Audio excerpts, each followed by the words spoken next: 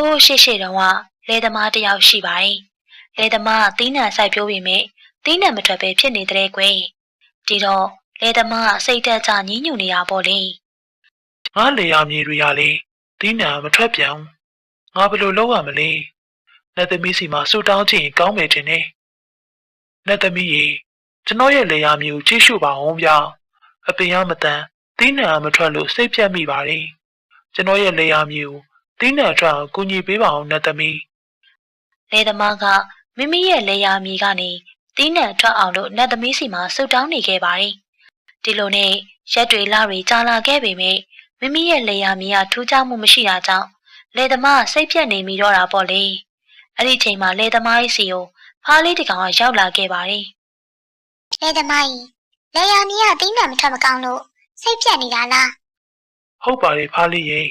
ငါရဲ့လေယာမြေတွေကအသီးနှံထွက်မကောင်းတာကြောင့်ငါမှစီးပွားရေးကလည်းကျဆင်းလာခဲ့ပြီးဘာလို့အမှန်ကိုမသိတော့ပါဘူးဖားလေးရေလေသမားကြီးလက်သမီးကငါ့ကိုတခါပြောဘူးတယ်ဒီလားရှိသူကမိမိစိတ်စင်ကြယ်မယ်ဆိုရင်သစ္စာပြုဆွတောင်းလို့ရတယ်တဲ့ငါမှလေနေတိုင်းလေယာမြေအလုပ်ထဲမှာပဲလုံးပန်းနေရတော့ဒီလားဆိုတာစောက်တီဖို့ဝေးတတိတော်မရခဲ့ပါဘူးကွာ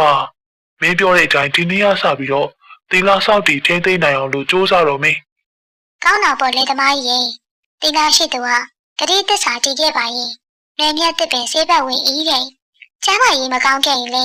ဒီလားရှိပြီးဂတိသစ္စာတည်ကြည်ခဲ့ရင်နေပင်တစ်ပင်တွေရတော့ဆေးဘက်ဝင်ပြီးတော့ဆေးဖြစ်တောက်သုံးလို့ရတယ်တဲ့ဟုတ်တာပေါ့ဖားလီရေငါတို့ငယ်စဉ်ကဘိုးဘွားတွေပြောခဲ့တာကြားခဲ့ပူပါလေအခုတင်ရတတိပေးလာတော့ငါလည်းပြန်ပြီးတော့အမှတ်ရမိပါလေဒီလိုနဲ့လေသမားကြီးက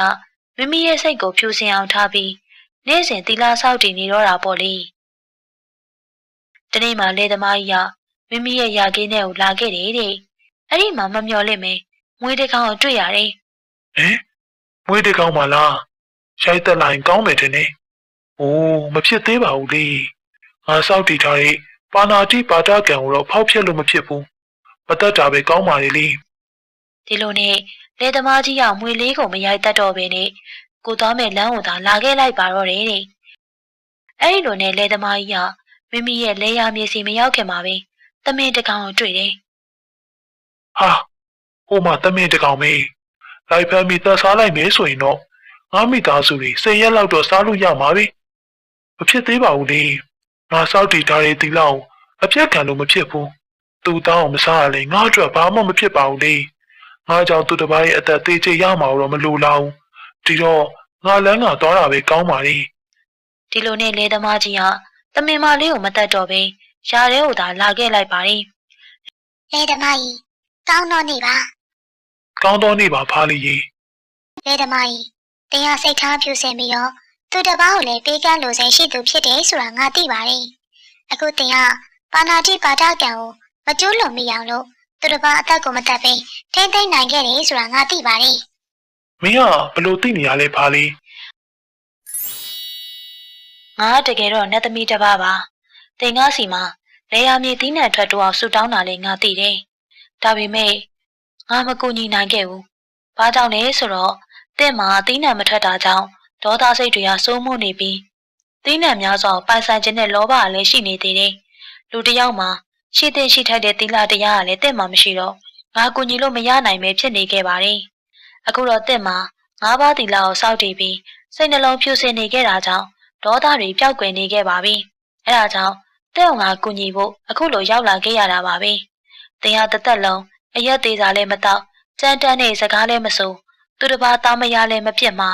ပါဏာတိပါဒကံဝင်မကျိုးလွန်မိအောင်နေထိုင်ပြီးလိညာစကားမပြောဆိုပါဘူးဆိုရင်တော့တင့်ကိုတသက်လုံးချမ်းချမ်းသာသာနေနိုင်အောင်လို့ငါကူညီပေးပါမယ်ဘလို့လဲတင်ကတိပေးနိုင်မယ်မဟုတ်လားလေသမားကြီးလက်သမီးသီလတရားနဲ့ပြည့်စုံအောင်နေထိုင်ခြင်းဟာဘဝမှာစိတ်နှလုံးအေးချမ်းပြီးအဖို့တန်တယ်လို့ခံစားရပါတယ်။အဲဒါကြောင့်တသက်လုံးစောင့်တည်တဲ့နေ့ငါးပါးသီလကိုစောင့်တည်ပါမယ်လို့ကတိပြုပါတယ်နဲ့သမီး။အဲ့လိုနဲ့လေသမားကြီးကချမ်းသာတဲ့တည်းဖြစ်သွားတော့တာပေါ့ကွယ်။ပုံမြင်လေးရတော့ဒါပါပဲကွယ်။ဒီပုံမြင်လေးရပေးခြင်းနဲ့သင်ခန်းစာကတော့ဘဝမှာအစင်မပြေမှုတွေနဲ့ကြုံလာတဲ့အခါ